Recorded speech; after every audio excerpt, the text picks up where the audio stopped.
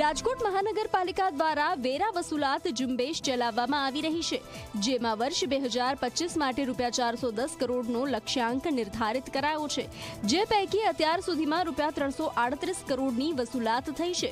રૂપિયા 72 કરોડ જેટલો વેરો વસૂલવા માટે મહાનગરપાલિકા દ્વારા સીલિંગની કાર્યવાહી કરવામાં આવી રહી છે.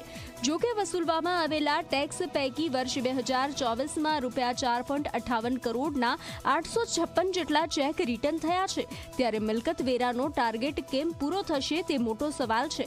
અત્યાર સુધીમાં રૂપિયા 4.19 કરોડના 804 ચેકની વસૂલાત થઈ ચૂકી છે, જ્યારે રૂપિયા 39 લાખના 52 ચેક રિકવરી બાકી છે.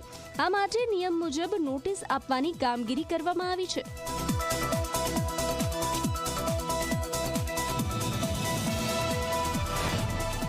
તમને વાત કરું કે વર્ષ 1/2024 લઈ અને 31/12/2024 સુધીમાં કુલ 856 કિસ્સામાં જે છે એમાં 4.58 કરોડની રકમ જેટલા જે છે એમના ચેક જે છે રિટર્ન થયેલા હતા.